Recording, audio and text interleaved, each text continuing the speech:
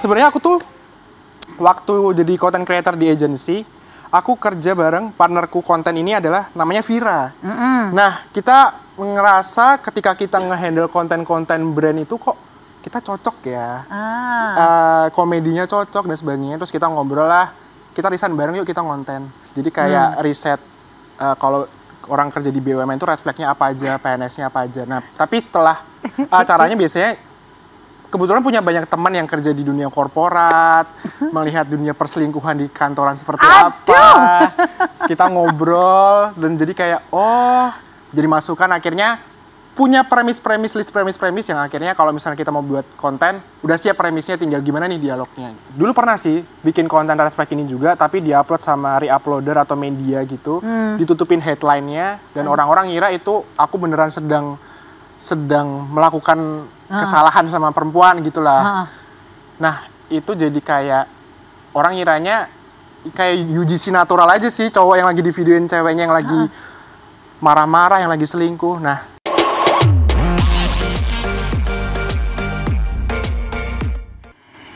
Hai Insertizen, apa kabar? Senang sekali saya Nadia Mulia bisa kembali menjumpai Anda di iTalk. Dan mungkin yang lagi nunggu-nunggu iTalk kan lagi sibuk nih main-main di social medianya, di Instagram utamanya ya. Dan melihat ada konten-konten tuh yang bikin kita tuh jadi ketawa, ketagihan. Nah, salah satunya aku juga follow adalah Kevin Milenio yang sudah hadir di sini. halo. Hai. Halo semuanya. Hai Kevin. Tadi lo, nama KTP apa? Kevin Milenio. Milenio, serius? Aku pikir nama panggung gitu loh, Milenio. Kayak emang udah ditakdirkan untuk nama panggung deh. Jadi millennials gitu ya, untuk bisa menghibur para millennials. Apa waktu itu orang tua cerita kenapa memberikan nama Kevin Milenio? Sebenarnya karena kelahiran tahun 2000 sih, jadi kan tahun milenium. Terus biar keren kayaknya dijadiin milenium. Untung gitu bukan Kevin Millennium ya, jadi kayak macam toko ya. Oke, jadi boleh cerita dulu nih, awal mulanya kamu mulai menggunakan media sosial untuk for fun dulu misalnya, kemudian kamu menjadi content creator itu sejak kapan? Sebenarnya emang dari dulu tuh suka ngonten Kak. Jadi memang suka di dunia videografi dan mulai ngonten yang benar-benar ngonten dari waktu COVID sebenarnya. 2020 zaman itu. Terus memang itu masih kuliah, jadi emang nggak terlalu fokus. Setelah itu kerja di agency, resign, dan akhirnya sekarang memang fokus ngonten banget deh. Oke, gitu. nah kita coba balik dulu ya ke momen-momen kamu tuh mulai lebih giat ya untuk bikin content creator. Itu tuh as a content creator, itu justru pada saat lagi pandemi ya? Ya, nah itu boleh cerita sedikit dong, kamu lagi sambil kuliah, tapi kan kuliah juga online. Tapi kan pada saat itu banyak banget orang-orang yang lagi kesulitan dengan harus kelas Zoom dan segala macam. Kok bisa sih, how do you manage nyari waktu? Sebenarnya justru karena kuliahnya online, lebih banyak waktu kosongnya aja sih. Jadi memang karena kerjaannya cuma di rumah doang, dan saat itu memang kontennya itu jadi aku sketsa. Jadi aku meragain kejadian di rumah dan aku merayain sebagai anak dan sebagai ibu. Karena di dalam rumah cuman ada papa sama mama doang, dan mama yang ngomel-ngomel, akhirnya tuh aku jadiin konten. Aku pura-pura jadi ibu yang ngomelin anaknya gimana. Awal mulanya kayak gitu. Terus mama kamu nggak apa-apa tuh dijadiin? Gak, mama dia happy aja. Justru akhirnya dia malah keluarin celutukan-celutukan, omelan-omelan yang bisa aku jadiin konten saat itu. Tapi aku perhatiin sekarang udah sedikit bergeser ya konten kamu ya? Betul. Sebenarnya memang beberapa kali pernah ganti niche kontennya. Jadi dulu pernah public challenge, jadi aku ngamen, tapi aku yang ngasih uang. Gitu. Jadi emang challenge gitu, tapi mentalnya nggak kuat lama-lama. Naik. Karena kan harus ke orang banyak gitu kan Kak. Jadi agak cukup deg-degan. Oh, oke. Tapi secara views naik sebenarnya, tapi emang ya karena mentalnya sepertinya kayaknya nggak kuat deh. Akhirnya bergeser lagi ke konten yang sekarang. Jadi kamu sudah menemukan ya yang kamu suka dan niche kamu. Itu berapa lama tuh sampai akhirnya bisa menemukan itu? Dari pertama dengan konten yang kondisi di rumah, parodi ya kan. Terus kemudian kamu sempat bikin kayak public challenge-nya juga gitu. Sampai akhirnya menemukan ini, berapa kali bongkar pasang tuh? Sebenarnya total ya 3 kali sih Kak sebenarnya. Tapi memang ya jangka waktunya hampir mungkin tahun 2 tahunan sih. Akhirnya menemukan yang sekarang oke banget. Oke.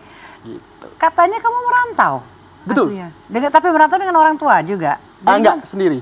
Oh. Jadi aku asli Jogja Kak. Jadi pada saat kamu pertama kali mulai lagi di Jogja, ceritanya. Oke. Gitu. Jadi sekarang udah merantau di Jakarta. Sudah merantau di tinggal Jakarta. Sendiri. Tinggal sendiri. Ya kamu akhirnya kerja di agensi itu. Kerja di agensi. Perantau karena kerja di agensi. Oke. Gitu. Kita bahas sedikit tuh mengenai stint kamu ya sebagai budak korporasi atau budak agensi. Agensi. Itu kayaknya banyak banget orang-orang tuh menjadi terekspos ya dengan ini ya, dengan bahasa korporat juga, korporat dan bahkan dengan dunia agensi tuh yang kayaknya kerjanya tuh emang gila-gilaan ya. Coba boleh share nggak? Kamu berapa lama waktu itu menjadi budak agensi? Jadi budak agensi itu hampir kurang lebih 1,5 tahun. Itu awalnya jadi konten creator dulu buat brand, habis itu jadi creative director. Oh wow.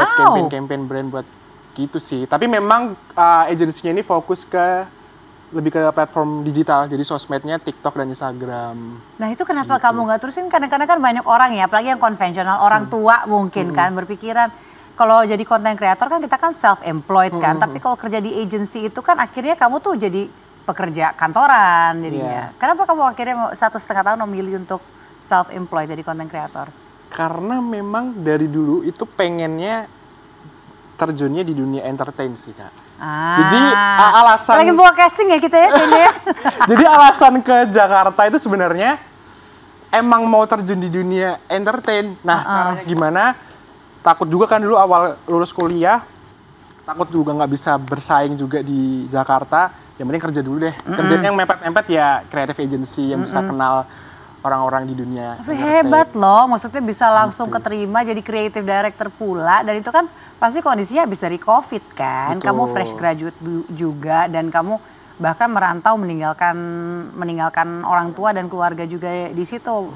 Pasti nggak not easy dong. Itu sempat kamu tuangkan nggak ke dalam konten-konten kamu tuh? Jadi nggak lucu-lucu terus gitu loh, ada yang deep juga. Sejujurnya so far belum pernah menceritakan itu. Cuman memang dulu pergumulannya sangat besar karena aku juga anak tunggal. Oh no. Jadi orang tua memang sangat pasti berat dong menjaga let dan you go gitu.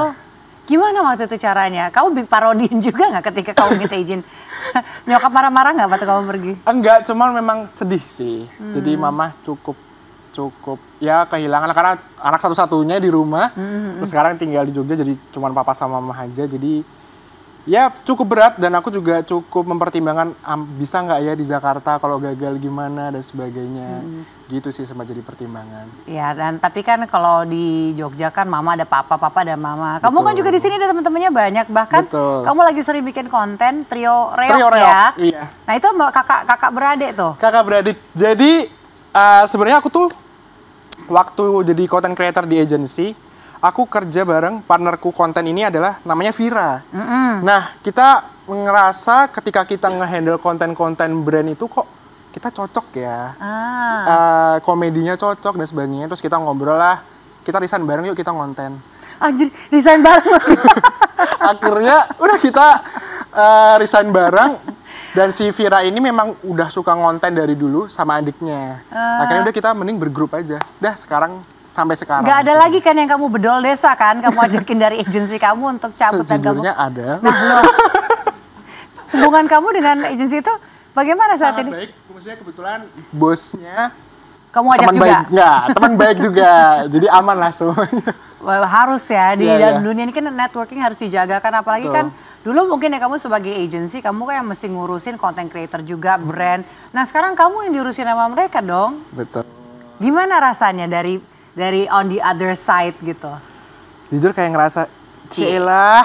Rate card, hai Kak Kev, minta rate Minta cardnya rate cardnya dong. dong. Waduh, bingung tuh berapa ya kayak gini gitu-gitu. Oh udah tahu dong, udah ada kisi-kisinya waktu di agensi kemarin kayak gimana? Iya ya, pada akhirnya juga belajar dari kehidupan agensi dan itu bisa jadi ilmu juga sih selama jadi self-employed ini. Jadi kan aku pengen tahu nih ya, kamu kan bikin konten tuh sendiri, terus kemudian dengan Trio Reok, ada gak kamu lagi kolaborasi dengan yang lain selain kamu misalnya lagi bikin kayak konten dengan Sore itu lagi mempromosikan film Sore atau juga dengan Publicis gitu. Ada nggak nih konten-konten yang emang bikin grup lagi atau kolaborasi yang rutin? Kalau untuk yang rutin so far sih sebenarnya hanya dengan teman-teman tim Trio Reok dan memang sama Publicis. Jadi Publicis memang kebetulan kerjasama sama Bubu sama teman-teman Publicis untuk kita promosi film Indonesia yang lagi tayang gitu. Kenapa namanya Trio Reok? Nah, karena kita merasa kita sangat reok, sangat petakilan, sangat pecicilan. Jadi ya, trio apa ya namanya? Trio wek-wek kan udah ada tuh. Old school ya. Terus jadi ini, yaudah trio reok aja deh. Oke. Nah, tapi yang namanya grup ya, kan kamu bilang bahwa kamu memang vibes-nya dapet nih ya, sama siapa? Femi, sama Vira juga Femi, ya kan? Sama The Sisters itu. Kamu takut gak sih suatu saat bisa bubar? Karena kan kadang-kadang sesuatu yang udah, ya ini aku kalau dengar teman-teman cerita ya, udah oke banget nih, dapet banget vibes-nya. Tapi nanti karena this is business at the end, urusan-urusannya kan juga uang dan sebagainya, itu tuh bisa loh bubar dan persahabatan kamu yang di awal tuh jadi terganggu. Khawatir nggak kayak gitu, Kev? Gimana caranya biar nggak kayak gitu?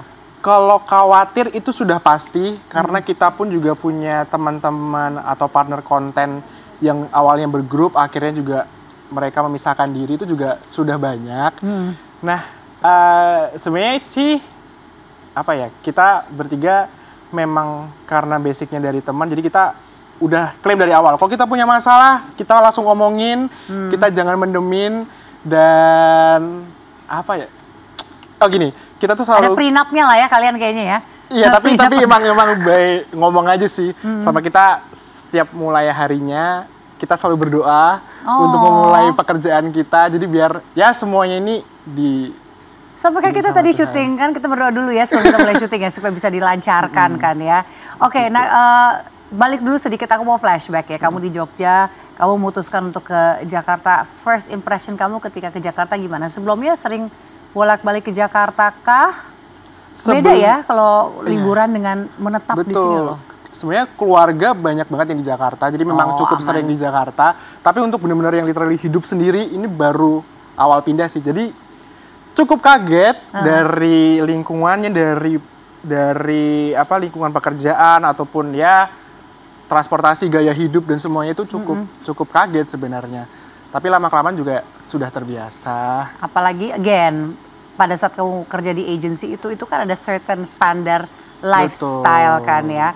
Harus nongkrong di mana. Mungkin pada saat itu belum terlalu tumbleran banget kan, tapi kan tetap ada tuh ngopi di mana. Bener. Akhirnya ngopi-ngopi juga itu tuh ngikutin teman-teman. Abis kerja pada nongkrong, pada ngopi kayak pada duitnya pada banyak semua ya. Kayaknya gaji berapa aku cuma ngopi sih. Karena sempat kepikiran gitu juga dulu. Apalagi kalau sekarang kamu lihat ya, pedal, iya bener. Kan, tumbler juga, segala macam kan ya. Tenis, golf, semua gaya hidupnya kalau diikutin semua kayaknya, waduh. Itulah alasan kenapa dari korporasi atau dari agensi menjadi content creator. Jadi cuannya oke nih. Puji Tuhan cukup. Gitulah. Oke, terus mau ngomongin mengenai prosesnya sendiri. Kamu kalau lagi bikin konten tuh, itu kita kan kadang-kadang berpikirannya ya udahlah asal ada ide shoot jadi gitu. Tapi seberapa persiapannya sih kamu mikirin konsepnya, kamu eksekusinya, terus kamu edit gitu tuh? Sebenarnya kan kontenku sekarang ngebahas tentang POV cowok red flag. Jadi aku membuat karakter sebagai cowok red flag di sosial media.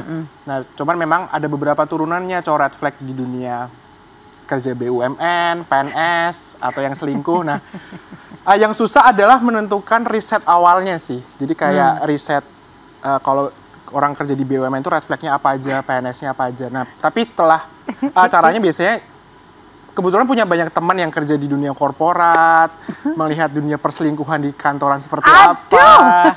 Kita ngobrol dan jadi kayak jadi masukan, akhirnya punya list premis yang akhirnya kalau misalnya kita mau buat konten, udah siap premisnya, tinggal gimana nih dialognya. Gitu. Pokoknya udah punya think tanknya ya, dan mereka mau aja tuh di spill tuh.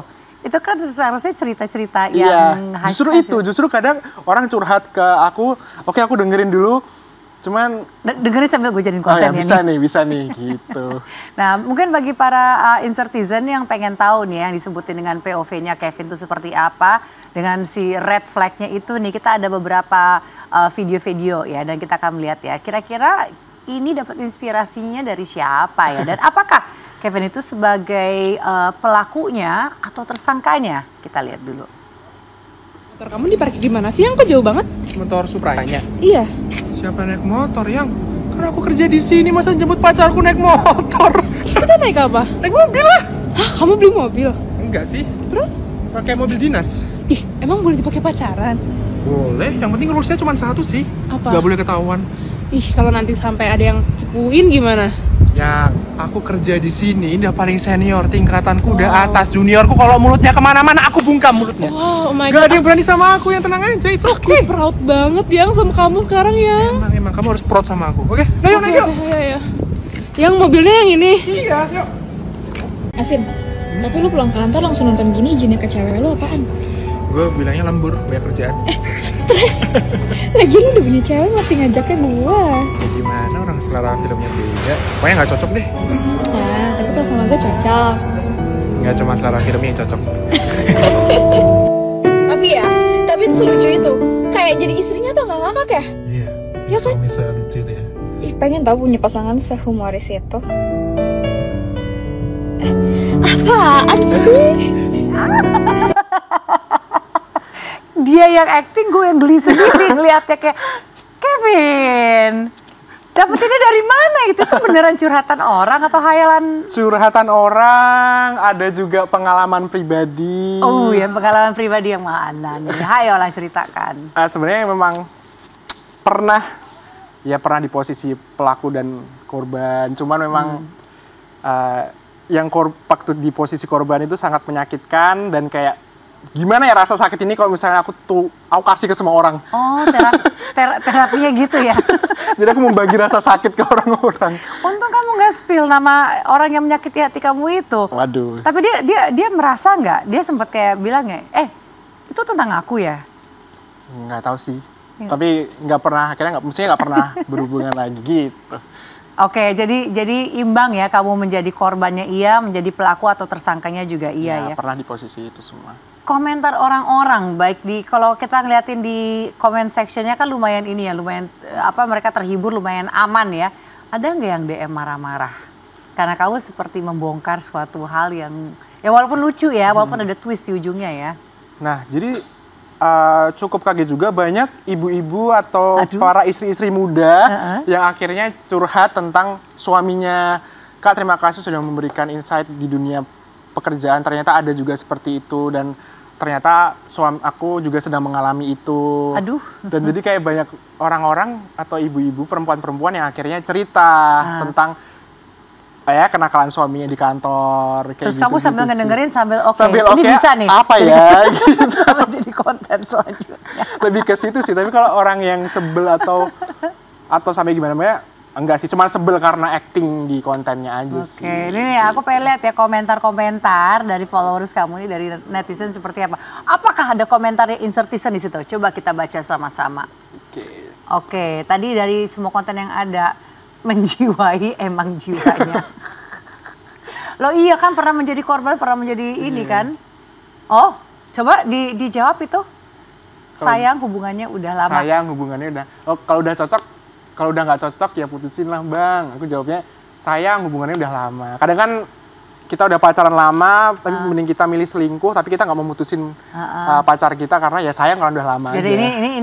ini kamu lagi menjiwai menjadi cowok red flag ini ya.